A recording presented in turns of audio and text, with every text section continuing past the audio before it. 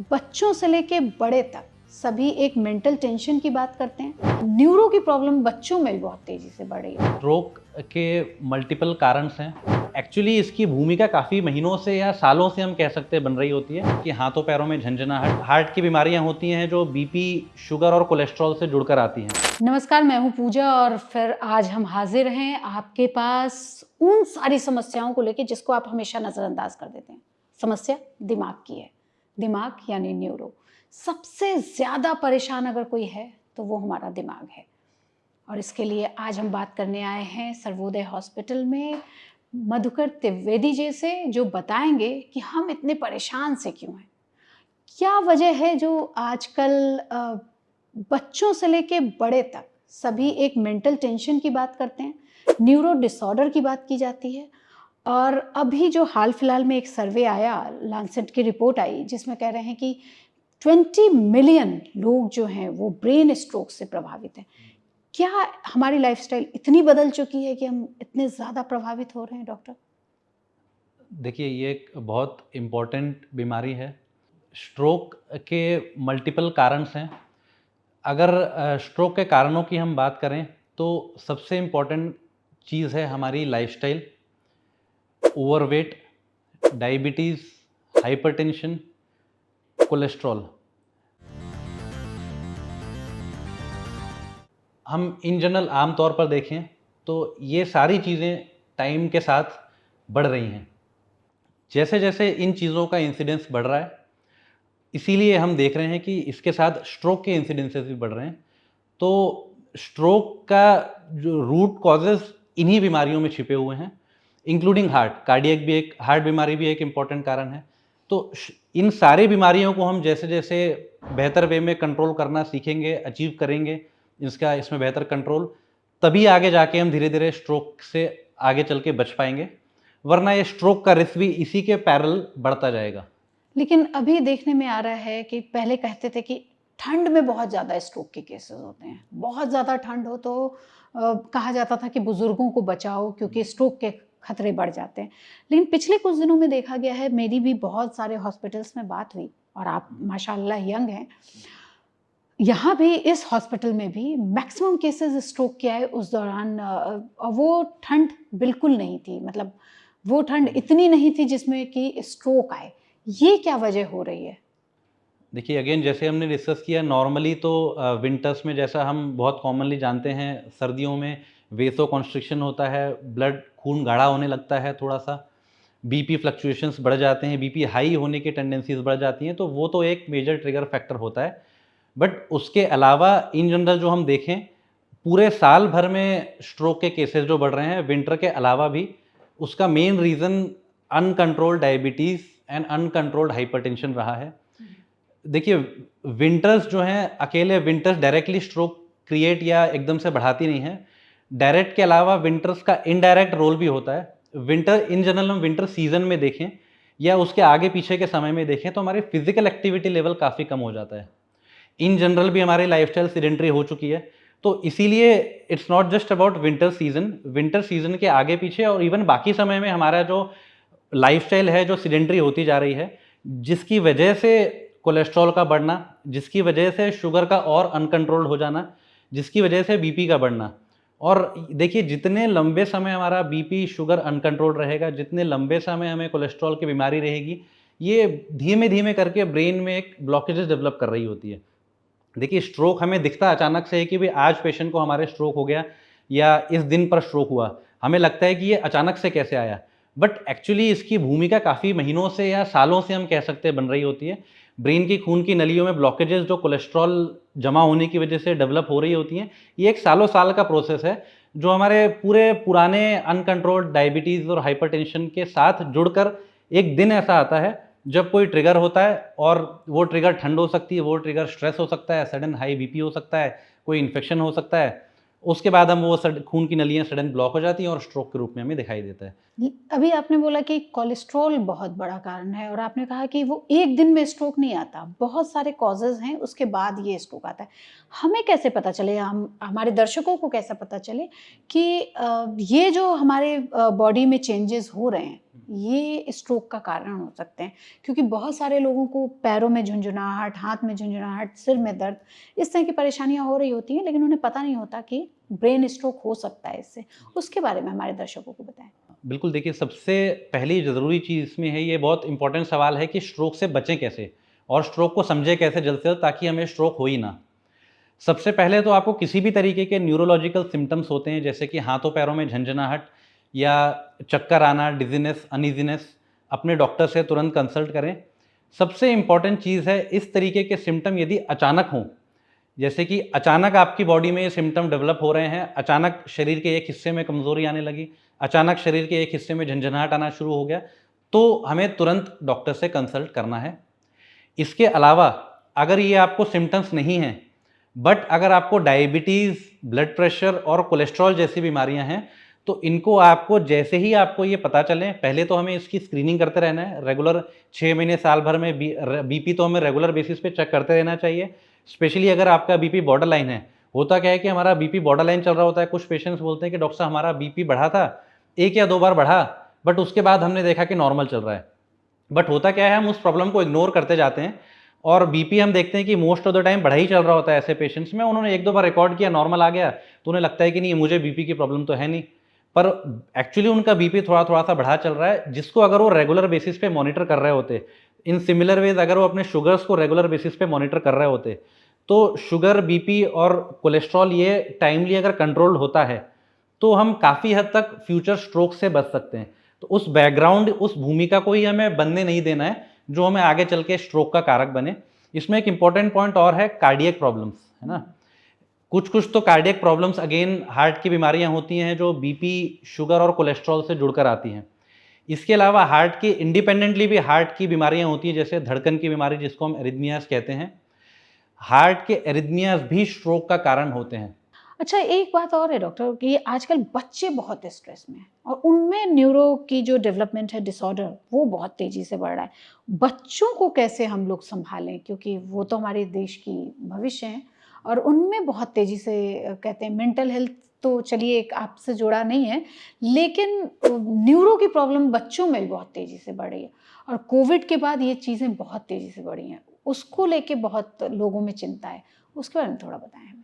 देखिए, बच्चों में न्यूरो की प्रॉब्लम्स में सबसे जो कॉमन चीज़ अधिकतर हम देख रहे हैं, बच्चों में सर दर्द बढ़ने लगे हैं और बच्चों में लैक ऑफ कंसंट्रेशन बढ़ रहा है ना? इन दोनों चीज़ों का एक सबसे कॉमन कारण जो हमने देखा है, वो है excessive screen time and lack of patience and lack of concentration. Excessive screen time, जो हेडेक्स हम देखते थे थोड़ा सा यंगर एज में जाके, टीन एज या उसके बाद डेवलप होते थे, वो बच्चों में हमें जल्दी दिखने लगे हैं। इसी के साथ जो हम लैक ऑफ कंसंट्रेशन की बात कर रहे हैं, वो लैक ऑफ कंसंट्रेशन का डेवलप होने का कारण अगेन इनडायरेक्टली स्क्रीन टाइम है। स्क्रीन में अब हम रील्स ज़्यादा स्क्रॉल करने लगे हैं और रील्स में हमें पता है कि हम 5 से 10 सेकंड में बोर हो जाते हैं, हमें उसमें भी वो 10 सेकंड का भी हमारे अंदर पेशेंस नहीं रहा है। तो बच्चे जब अपनी कम उम्र से ये चीज़ें देख रहे होते हैं कि हमें 5-10 सेकंड से उनका पेशेंस लेवल खत्म होने लगता है, उनका कंसंट्रेशन खत्म होने लगता है। तो वही चीज़ उनके जीवन शैली, लाइफस्टाइल में रिफ्लेक्ट होती है, उनकी पढ़ाई लिखाई और किसी भी एक्टिविटीज़ में रिफ्लेक्ट होती है। दे स्टार्ट बिकमिंग इम्पेशेंट, उनमें रेस्टलेसनेस डेवलप होती है and they can't be patient कि हम फोकस के साथ किसी एक्टिविटी पे ध्यान देंगे तब हमें रिजल्ट्स दिखाई देंगे। सो ये दोनों चीज़ें हमारी excessive screen time and lack of concentration और लैक ऑफ पेशेंस कह लीजिए, इन दोनों से काफ़ी हद तक जुड़े हुए हैं। तो कैसे उसको हम सँभालें अपने आप को? उसके टिप्स दीजिए। 5 ऐसे टिप्स बताइए कि हम किस तरह से न्यूरो की जो प्रॉब्लम आम लोगों में, बच्चों से लेके बड़ों तक में हो रही है, वो कैसे सँभाली जा सकती है? देखिए, न्यूरो की प्रॉब्लम में सबसे पहली तो चीज़ हमें ओवरऑल अपने स्ट्रेस लेवल्स को कम करना है। जो पॉसिबल नहीं है। पॉसिबल बिल्कुल है, हमें कोशिश करते रहनी है देखिए, जी। है ना? कोशिश का नाम ही ज़िंदगी है, हमें कोशिश करते रहनी है स्ट्रेस लेवल्स कम करने की। पहले तो हमें समझना है कि हमें स्ट्रेस है, तभी हम उसको कम करने की कोशिश कर पाएँगे। तो हमें अपनी प्रॉब्लम्स को समझना है, स्ट्रेस को कम करने की कोशिश करनी है। दूसरी इंपॉर्टेंट है स्लीप, जो कि अगेन स्ट्रेस से जुड़ी हुई है। हम स्लीप को इतना महत्व नहीं देते, नींद को। नींद 6 सबसे पहले हम बोलते हैं, ओपीडी में भी हमारे पास पेशेंट्स आते हैं, सबसे पहला सवाल हम यही करते हैं, चाहे पेशेंट को स्ट्रेस की डायरेक्टली प्रॉब्लम हो, सर दर्द की प्रॉब्लम हो या कोई और न्यूरो की समस्या, इवन भूलने की बीमारी हो, सबसे पहली हम चीज़ ये बोलते हैं कि भाई आप स्ट्रेस्ड आउट तो नहीं है, एंग्जाइटी लेवल्स तो नहीं है। दूसरी चीज़ हम बोलते हैं कि नींद कैसी है आपकी। हम सोचते हैं कि हम कम नींद के साथ काम चला लेंगे, कुछ दिन तो हम काम चला रहे होते हैं, बट धीरे-धीरे वो एक बर्नआउट फेज़ आने लगता है। तो उसको अवॉइड करने के लिए डे 1 से हमारी नींद अच्छी होना ज़रूरी है, हमारे ब्रेन के डेवलपमेंट के लिए, स्पेशली बच्चों में भी और बड़ों में भी ब्रेन को प्रिज़र्व रखने के लिए माना जाता है कि sleep is very important. Sleep हमारी ब्रेन डेवलपमेंट में डायरेक्टली हेल्पफुल है अपार्ट फ्रॉम स्ट्रेस। सो पहला एंग्जाइटी लेवल्स कंट्रोल करना, दूसरा गुड स्लीप, तीसरा is good physical activity. Regular जो हम हार्ट हेल्थ के लिए बात करते हैं कि 30 मिनट कम से कम एक्सरसाइज ज़रूरी है, सेम चीज़ आप ब्रेन पे अप्लाई कर लीजिए। सेम चीज़ ब्रेन हेल्थ के लिए भी बहुत इंपॉर्टेंट है। चौथा मैं कहूँगा हमारी डाइट। डाइट में स्वीट प्रोडक्ट्स हमें हमारी रेस्टलेसनेस को बढ़ाते हैं, एंग्जाइटी को बढ़ाते हैं, स्ट्रेस लेवल्स को बढ़ाते हैं। तो मीठे की मात्रा कम से कम रखनी है, ना के बराबर रखनी है। Oily food, junk food again हमारे इनडायरेक्टली हेल्थ पर असर डालते हैं, बीपी शुगर को बढ़ाकर, कोलेस्ट्रॉल लेवल्स को बढ़ाकर ब्रेन हेल्थ के लिए हानिकारक हैं। पांचवी सबसे इंपॉर्टेंट चीज़, किसी भी तरीके की आपको चाहे हार्ट की या बीपी की या शुगर की या कोलेस्ट्रॉल की अगर प्रॉब्लम है तो उसको टाइमली ट्रीट करें और रेगुलर बेसिस पे मेडिकेशन के साथ उसे कंट्रोल में रखें, ना कि कुछ दिन की दवाइयाँ ली और फिर छोड़ के देखें। इस हिट एंड ट्रायल मेथड पे नहीं जाना है। रेगुलर बेसिस पे अगर हमने इन्हें कंट्रोल कर लिया तो लॉन्ग टर्म में हम काफ़ी सारे न्यूरोलॉजिकल बीमारियों से बच सकते हैं। अच्छा, आपने नींद की बात की और कहा कि नींद बहुत ज़रूरी है और एक स्टैंडर्ड है कि 6 से 8 घंटे आपको सोना ही चाहिए। लेकिन जब से मोदी जी आए हैं हमारे प्रधानमंत्री, उन्होंने 4 घंटे का टाइम दे दिया है। उसके बाद एक ट्रेंड चल गया है कि भई हम 4 घंटे ही सोएँगे और उसके बाद तो हम तो फिट हैं जी, ये कहने वाला एक नया ट्रेंड आया है। इसके लिए हमारे दर्शकों को बताइए, क्योंकि आधी जनता जो है ना मोदी जी से बड़ी प्रभावित है और वो 4 घंटे सोती है, लेकिन वो ये नहीं समझ पा रही कि मोदी जी उसके साथ क्या-क्या चीज़ें करते हैं। बिल्कुल, बिल्कुल। हाँ, देखिए, सबसे पहली चीज़ है कि वो 4 घंटे में उनकी क्वालिटी ऑफ स्लीप कैसी है। कुछ लोग ऐसे हैं, एक्सेप्शनल पर्सनैलिटीज़ हैं, मोदी जी जैसी, जो 4 घंटे की नींद उनकी दिन भर के लिए सफिशिएंट हो रही है।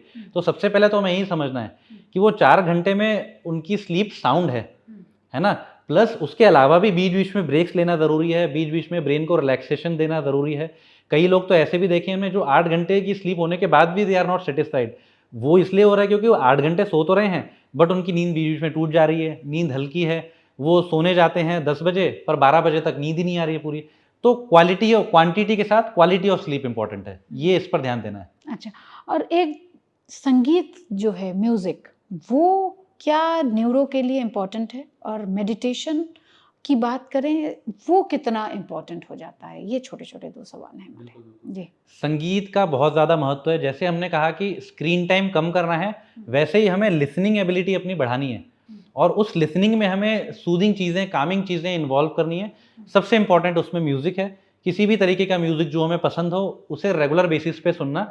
स्पेशली अब म्यूज़िक भी कामिंग होना चाहिए, लाउड म्यूज़िक और स्ट्रेसफुल म्यूज़िक अवॉइड करना है। म्यूज़िक का बहुत प्रूवन रोल है in our mental health and indirectly neurological health, क्योंकि इनडायरेक्टली म्यूज़िक थेरेपी जो है हमारे स्ट्रेस लेवल्स को कम करती है। अच्छा, एक और जो बड़ी चीज़ आ रही है सामने, महिलाओं में भी स्ट्रोक के मामले बहुत तेज़ी से बढ़े हैं और वो कैसे डिफरेंट होते हैं पुरुषों के स्ट्रोक से? ऐसा कुछ हो सकता है क्या? देखिए महिलाओं में और पुरुषों में लगभग स्ट्रोक्स तो दोनों में ही देखे जाते हैं। कारण थोड़े-थोड़े डिफरेंट हो सकते हैं। महिलाओं में जो है मेटाबॉलिक सिंड्रोम ज़्यादा कॉमनली देखा जाता है। मेटाबॉलिक सिंड्रोम की का मतलब है lack of inactivity, weight gain, diabetes, hypertension, cholesterol. ये सारे कॉम्बिनेशन में एक साथ हम ज़्यादा कॉमनली देखते हैं और स्पेशली क्योंकि महिलाएँ हार्मोनल चेंजेस के थ्रू ज़्यादा गुजरती हैं पुरुषों के कंपैरिजन में, तो वो भी एक मेजर फैक्टर होता है। जो हार्मोनल डिस्टर्बेंसेस भी हमारे मेटाबॉलिक सिंड्रोम, हमारे वेट पर अफेक्ट करते हैं और इनडायरेक्टली वो स्ट्रोक पर असर कर सकता है। तो उनमें कारण थोड़े से डिफरेंट हैं जिस पर हमें ध्यान देने की ज़्यादा ज़रूरत है। अच्छा, एक लास्ट सवाल है, शरीर में कौन-कौन से ऐसे संकेत हैं जो बताते हैं कि हमारा दिमाग अब खतरे में है? देखिए, शरीर में संकेत अगर हमें दिमाग की बात करें और शारीरिक संकेतों की बात करें, तो सबसे पहली चीज़ है कि कोई भी किसी भी तरीके के आपको सडन सिम्पटम्स हो रहे हैं, स्पेशली क्योंकि हमारा डिस्कशन स्ट्रोक पर फोकस्ड है, तो स्ट्रोक के बारे में हम कहेंगे किसी भी तरीके से कोई भी आपको अचानक सिम्पटम आते हैं, अचानक शरीर के एक हिस्से में कमजोरी, अचानक जबान में लड़खड़ाहट, इवन अचानक तेजी से सरदर्द, अचानक बेहोशी, अचानक चलने में बैलेंसिंग की प्रॉब्लम, ऐसे किसी भी तरीके के सिम्टम्स अगर सडनली डेवलप हो रहे हैं तो हमें तुरंत के तुरंत अस्पताल जाना है, तुरंत के तुरंत अपने नियर बाय हॉस्पिटल जाना है। बिकॉज हम ब्रेन में कहा जाता है टाइम इज ब्रेन, तो जितना जल्दी आप हॉस्पिटल पहुंचेंगे स्पेशली स्ट्रोक में, उतना जल्दी हम इसको टाइमली ट्रीट कर पाएंगे। एक गोल्डन आवर कुछ कहते हैं स्ट्रोक में, बिल्कुल, उसके बारे में दर्शकों को जानना बहुत। बिल्कुल बिल्कुल, जो हमने बताया कि टाइम इज ब्रेन है, तो 4.5 घंटे के अंदर अंदर अगर हम हॉस्पिटल पहुंच जाते हैं और पेशेंट को अगर स्ट्रोक के सिम्टम हैं तो हमारे पास स्पेशल थेरेपीज होती हैं जिसे हम थ्रोम्बोलिसिस थेरेपी कहते हैं। उसके थ्रू हम काफ़ी हद तक ब्रेन की जो इस प्रॉब्लम है उसको रिवर्स किया जा सकता है, क्योंकि शुरुआती फेज में ब्रेन पूरी तरह से डैमेज नहीं हुआ होता है। तो ये इसी को हम गोल्डन आवर कहते हैं कि पेशेंट को 4.5 घंटे के अंदर, और 4.5 घंटे के अंदर भी मैं कहूँगा कि और जल्द से जल्द, अगर आपने देखा है 20 मिनट के अंदर भी पेशेंट अगर हमारे पास आएंगे तो हम उनको और जल्दी बचाने की कोशिश कर पाएंगे। So this is the golden hours, 4.5 hours. 4.5 घंटे किसी भी स्थिति में अगर आप हॉस्पिटल में पहुंचते हैं तो आपकी बहुत सारी बीमारियां कंट्रोल की जा सकती हैं, और ये जो भगवान है, जो धरती के भगवान है, वो आपको बचाने में बहुत आगे आ सकते हैं। देखते रहिए जी न्यूज़।